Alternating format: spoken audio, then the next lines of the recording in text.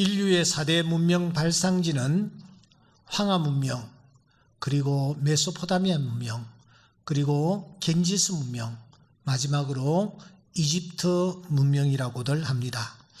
여러분, 왜 이런 곳에 거대한 문명이 이렇게 일어나게 되었던가요? 이 네 곳의 공통점이 무엇일까요? 황하의 하는 물수, 물을 의미합니다. 물을 뜻합니다. 메소포타미아의 포타라는 중앙에 있는 이 단어는 거대한 강물을 뜻합니다. 겐지스는 산스크리트어로 아주 강하게 흐르는 물을 뜻하고 있습니다. 이집트는 이 곱트어로 피아로라는 단어입니다. 이 피아로는 거대한 수로라는 뜻을 가지고 있습니다. 그러니까 이 네 개의 문명이 항상 물과 연관을 가지고 있으며 강을 우리에게 떠올리게 만든다라는 것을 알 수가 있습니다. 강을 끼고 이 문명들이 발달을 했다라는 것입니다. 그래서인지 전 세계 도시들을 돌아보노라면 대부분의 수도가 강을 끼고 있는 것을 우리가 확인할 수 있습니다. 현재 이스라엘의 수도는 텔아비브입니다. 텔아비브는 요나 때문에 아주 유명해진 욥바라는 항구 바로 북쪽에 위치해 있는데, 이 지중해 해변에 이 텔아비브라는 이 수도가 지금 있습니다. 하지만 이스라엘 사람들은 텔아비브를 수도라고 생각하지 않습니다. 이 사람들은 오래전부터 예루살렘을 그들의 수도로 생각하고 있습니다. 이 예루살렘이 어디에 위치해 있습니까? 예루살렘은 해발 약 750m, 그 정도 되는 아주 높은 언덕에 위치해 있습니다. 세계에서 가장 높은 고지대에 있는 수도들 가운데 하나입니다. 다른 지역들이 이 수도가 고지대에 있는 것은 이유가 있습니다. 왜냐하면 그 나라 전체가 고원지대에 위치해 있기 때문에 수도도 함께 이제 고원지대에 있는 것입니다. 하지만 이스라엘은 그렇지 않습니다. 아시는 대로 지중해라는 바다를 끼고 있습니다. 또 요단강이라는 낮은 지역도 있습니다. 그런데 이 예루살렘은 해발 750m나 되는 높은 곳에 이 도시가 형성되어 있는 것입니다. 더군다나 이 예루살렘은 물이 없습니다. 물이 없는 그곳에 도시가 형성되었으며 수도까지 되었다라는 것은 정말 보기 드문 희한한 일이 아닐 수가 없습니다. 저는 사실 시편 46편을 지난주로 마무리하려고 생각했습니다. 우리가 5차례나 이 말씀을 나누었기 때문입니다. 그런데 이 시편 46편을 다시 펴보니 여러분, 4절의 말씀이 저의 시선을 사로잡았습니다. 1절부터 3절 말씀에 이어서 여러분 4절이 등장하고 있지 않습니까? 그런데 이 말씀에서 제가 눈을 뗄 수가 없었습니다. 우리 4절 다 함께 읽어보도록 하겠습니다. 시작. 한 시내가 있어 나뉘어 홀로 하나님의 성 곧 지존하신 이의 성소를 기쁘게 하도다. 여기에 한 시내가 있다. 어디에 시내가 있느냐? 예루살렘에 시내가 있단 말입니다. 하나님의 성은 예루살렘 성을 가리키고 있기 때문입니다. 그 예루살렘에 시내가 흐르고 있다라고 말하고 있습니다. 예루살렘은 지형이 높을 뿐만 아니라 주변이 산으로 둘러싸여 있습니다. 때문에 강줄기가 그 사이를 이렇게 거쳐서 지나갈 수 있는 그런 상황이 결코 아닙니다. 그런데 시인은 노래합니다. 한 시내가 있는데 그 시내가 하나님을 기쁘시게 하고 있다라는 것입니다. 도대체 여기에 시내가 흐르고 있다라는데 이 시내가 도대체 무엇일까 하는 것이었습니다. 동시에 이 시내가 흐르고 있다라는 이 말씀이 오늘을 살아가는 우리들에게 어떤 메시지를 주고 있느냐 하는 부분에 대해서 다시 한번 깊이 묵상하고 싶었습니다. 여러분, 시내가 흐르고 있답니다. 그런데 예루살렘은 사실 시내가 흐르지 않고 있습니다. 강이 없을 뿐만 아니라 반반한 시내는 없습니다. 그런데 시내가 있다라고 말하는 거예요. 예루살렘을 살펴보시면 예루살렘의 시내는 없지만 샘물은 몇 군데 솟아나고 있었습니다. 그 중에 가장 대표적인 샘, 우리가 익히 잘 아는 샘이 있다면 그 샘은 요한복음 9장에 등장하고 있는 샘일 것입니다. 실로암 샘 말입니다. 이 실로암이라는 샘이 언제부터 있었을까요? 요한복음 9장에 보시면 날 때부터 맹인이었던 자가 예수님 앞에 나타납니다. 그때의 제자들이 단정적으로 예수님께 묻습니다. 예수님, 이 사람이 이렇게 앞을 보지 못하는데 원인이 무엇입니까? 자기 죄 때문입니까? 아니면은 그 부모들 잘못 때문입니까? 그때 예수님께서 단호하게 말씀하십니다. 이 사람이 맹인된 것이 자기의 죄도 아니고 그 부모의 죄도 아니다.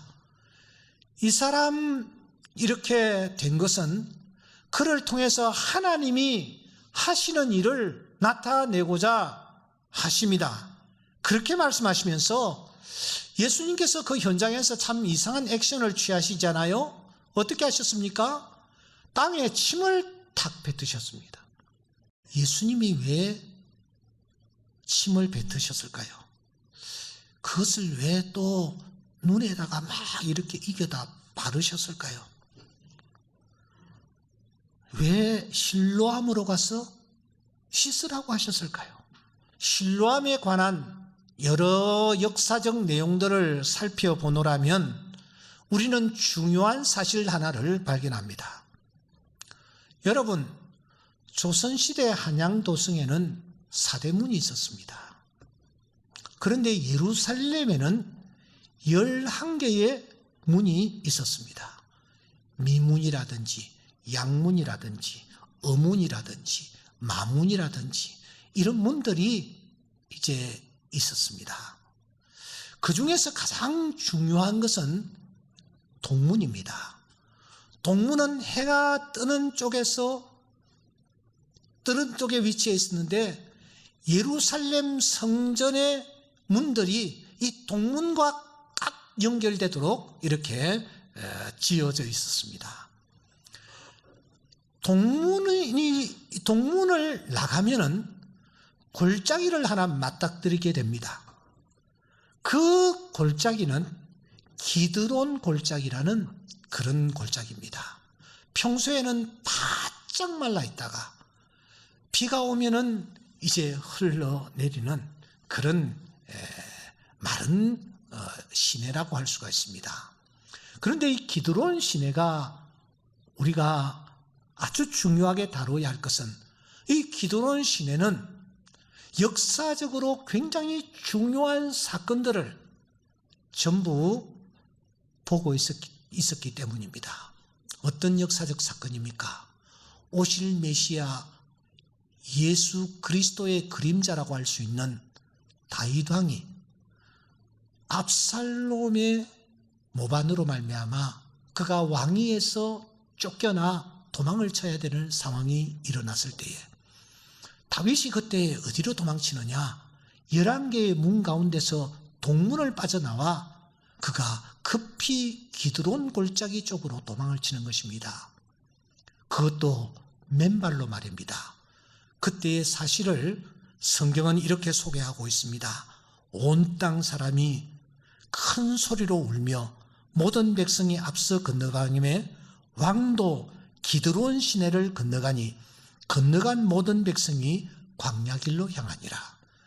다윗이 급히 동문을 찾았고 기드론 골짜기 쪽으로 급히 맨발로 도망을 치는 것입니다. 더 중요한 것은 우리 예수님이십니다.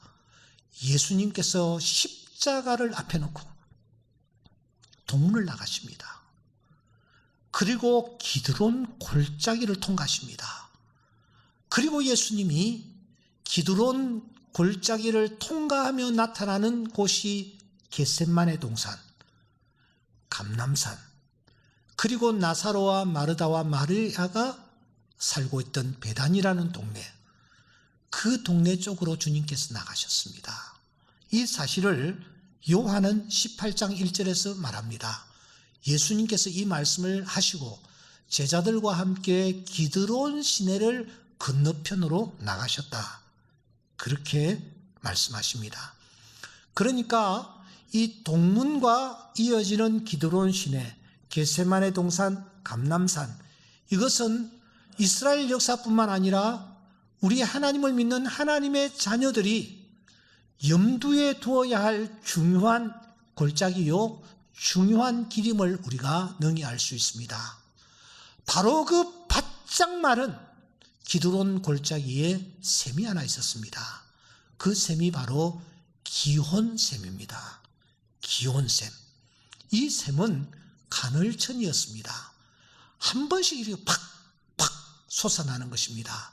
그래서 이스라엘 사람들은 이 기혼섬을 성천, 거룩한 샘이라고 그들은 그렇게 명명했습니다. 그래서인지 솔로몬이 왕으로 등극할 때에 그가 어디에 가서 기름 부음을 받느냐? 바로 이 기혼샘에 가서 그가 왕으로 기름 부음을 받습니다. 하지만 솔로몬 이후에 나라는 남북으로 나뉘어졌고 변변한 왕들이 나타나지 아니하므로 남쪽은 남쪽대로, 북쪽은 북쪽대로 국력이 점점 쇠하여 가고 있었습니다. 바로 이때 남쪽의 제14대 왕으로 히스기야라는 사람이 왕이 됩니다. 25살이었습니다. 그가 왕이 되었을 때에 북쪽 이스라엘은 쇠할 대로 쇠하여져 있어서 저 북쪽에 위치한 아수르 대국에 먹잇감이 되기 직전에 놓여 있었어요. 드디어 그 아수르가 이스라엘을 침공해 왔고 북쪽 이스라엘은 이 아수르에 짓밟히고 말았습니다. 아수르 군인들은 북쪽에 있는 이스라엘 여성들을 전부 겁탈했습니다. 그래서 혈통을 매우 중요시하는 이스라엘 백성들로 하여금 그야말로 잡종이 되게 만들어버렸습니다. 사마리아가 이때부터 탄생하는 것입니다. 이제 그 다음 수순은 남쪽 유다입니다. 아수르군은 이스라엘을 먹고 난 뒤에 호시탐탐 남쪽을 향하여 군대를 모집해 있었고 그들은 유대를 향하여 언제 침공할지 기회만 엿보고 있었습니다. 바로 이때에 왕이 된 사람이 히스기야였습니다. 그런데 사랑하는 여러분, 이 히스기야가 왕이 되고 난 뒤에 이 북쪽 아수르의 침공이 있을 것을 예견하면서도 그는 어떻게 나라를 이끌어갔습니까? 그가 했던 일은 첫째, 하나님의 성전을 청결케 했습니다. 둘째, 예배를 회복했습니다. 더 나아가 그는 우상을 전부 깨부셨습니다. 그리고 유월절을 위시한 절기들을 하나님 앞에서 다시 지키도록 온 백성들을 독려했습니다. 정쟁과 전혀 상관이 없는 전쟁을 준비하는 자, 원수들의 침공을 막기 위하여 국력을 세우는 것이 아니라 그런 하나님과의 관계를 새롭게 하기 위하여 예배를 회복하고 우상을 깨뜨리고 성전을 청결케 하고 절기를 새롭게 지키는 이 일에 진력하는 것입니다. 그와 동시에 이 히스기야는 아주 특이한 일을 하나 준비하여 큰 프로젝트를 하나 진행을 해 나갔습니다. 그것은 바로 성박 기드론 골짜기에 있는 기혼 세베스부터 물을 끌어 다윗성 안으로 끌고 들어오는 일을 그가 하기 시작했습니다. 이것은 정말 희한한 일이 아닐 수가 없는 것입니다. 원수들이 쳐내려오는데 히스기야는 엉뚱한 일을 지금 하고 있는 듯해 보입니다. 여러분, 이 기온에서 물길을 끌어 들어오는데 지상으로 수로를 만드는 것이 아니라 물 터널을 만들어서 기온에 있는 샘물을 다윗성 안으로 끌어들이기 시작했습니다. 길이는 547m였습니다. 터널로 물길을 만드는데 기온샘에서부터 마지막 다윗성에 있는 마지막 부분까지 수위 차는 불과 30cm에 불과했습니다.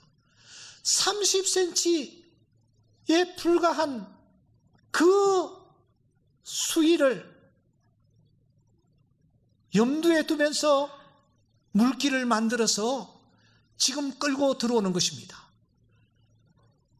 성경은 히스기야가 이 일을 아주 성공리에 잘 했노라고 소개하고 있습니다. 547m에 되는 지하 수로를 만들어서 지하 터널을 만들어서 물을 끌어들이는 것입니다. 아수르가 대군을 이끌고 북쪽에서 유다로 쳐들어왔습니다. 예루살렘 성을 완전히 포위를 했습니다. 그리고 왕 사네립은 히스기야에게 하나님을 경멸하며 이스라엘 백성들을 조롱하는 편지를 써보냈습니다. 그 편지의 핵심은 이것입니다. 너희는 하나님이라는 자가 하는 말에 속지를 말아라. 아수르가 여러 나라에 행한 일을 너희들이 듣지 않았느냐? 내 조상들이 멸하신 여러 민족을 그 나라의 신들이 건진 적이 있느냐? 그 나라의 왕들이 다 어디 갔느냐? 하면서 하나님을 조롱하였고 또 유다를 조롱했습니다. 완전히 예루살렘이 포위된 상태에서 예루살렘은 함락 직전에 있었습니다. 바로 그때 히스기야가 이 왕이 보낸 편지를 들고서는 하나님의 성전으로 올라갑니다. 그리고 그 편지를 하나님 앞에 펼쳐놓고 하나님 앞에 눈물로 기도합니다. 여호와여 귀를 기울여 주시옵소서. 여호와여 눈을 떠 보시옵소서. 그 캄캄한 밤이 지난 후에 히스기야는 적정을 살피기 위하여 성루에 올라갑니다. 그때에 이 히스기야 왕 앞에 어떤 광경이 펼쳐졌을까요? 열왕기하 19장 35절에 보면 이 밤에 여호와의 사자가 나와서 아수르 진영에서 군사 18만 5천 명을 쳤다. 아침에 일찍 일어나 보니 다 성장이 되었더라. 그렇게 말하고 있습니다. 아수르의 대군이 18만 5천 명이었습니다. 이 많은 군인들이 성 밖에 전멸되어 있는 것이 아닙니까? 사네립은 자기 백성들이, 자기 군사들이 전멸되는 것을 보면서 혼비백산 아수르의 수도 니누에로 도망을 쳤습니다. 하지만 그곳이 안전한 곳이 아니었습니다. 기다리고 있던 자기 아들이 칼로 아버지 사네립을 칼로 쳐 죽임으로 이 사네립 왕은 비참한 최후를 맞는 것입니다. 하나님이 친히 싸우셨습니다. 아니, 하나님이 밤중을 만난 이스라엘 백성들로 하여금 새벽을 만나게 하시고 새벽에 도와주신 것입니다. 이 사실을 시편 46편 5절은 이렇게 말합니다.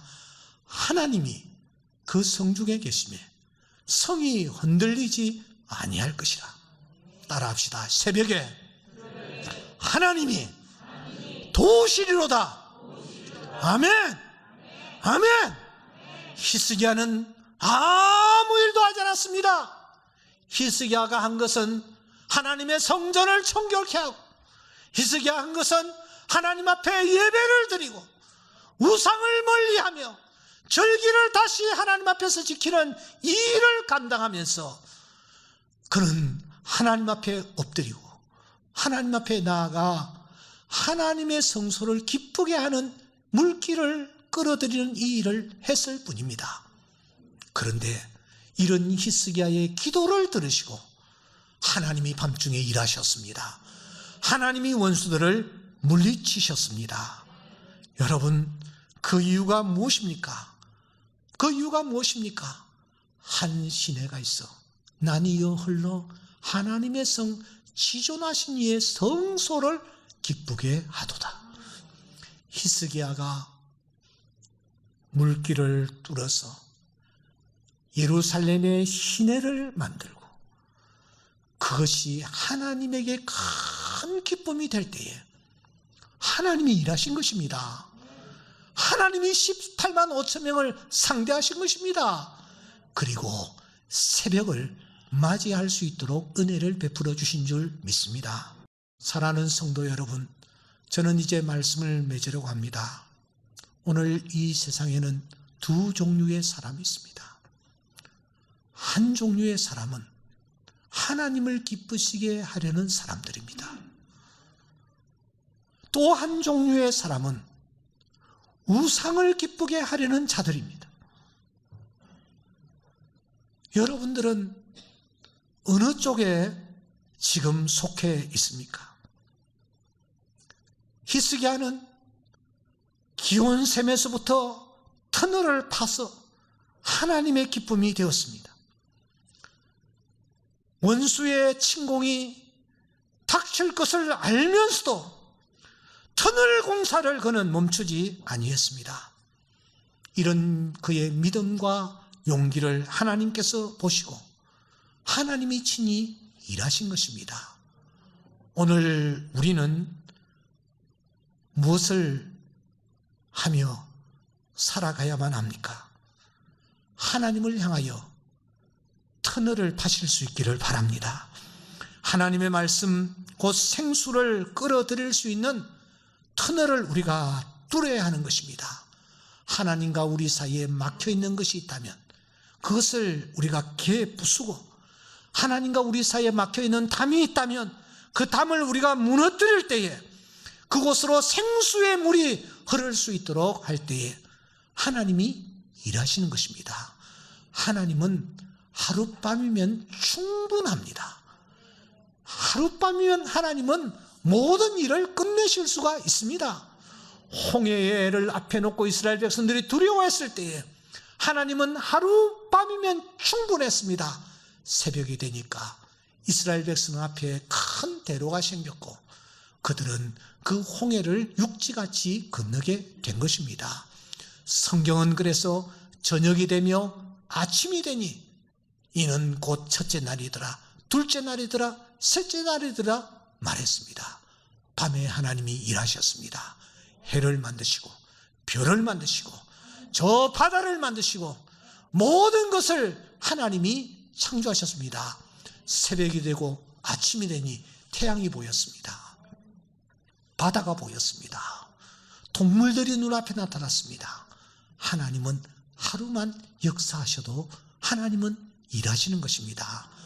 오늘 우리가 우리의 힘과 능력과 지혜로 문제를 해결하고 할 때가 많습니다. 그러나 그것은 실로아의 물을 버리는 자와 마찬가지입니다. 하나님 앞에서 우리가 일하며 하나님의 기쁨이 될 때에 하나님은 밤중에 일하셔서 18만 5천 명을 끝내버리시는 것입니다. 여러분 앞에 지금 어떤 문제들이 놓여 있습니까? 어떤 원수가 여러분들을 둘러싸고 있습니까? 낙심하지 마십시오. 두려워하지 마십시오. 하나님이 일하십니다. 그 하나님이 일하실 때에 우리 눈앞에 원수들이 쓰러져 있는 것을 확인하게 될 줄 믿습니다. 이 하나님을 바라보며 믿음으로 나아가는 주의 귀한 자녀를 다 될 수 있기를 주의 이름으로 축원합니다.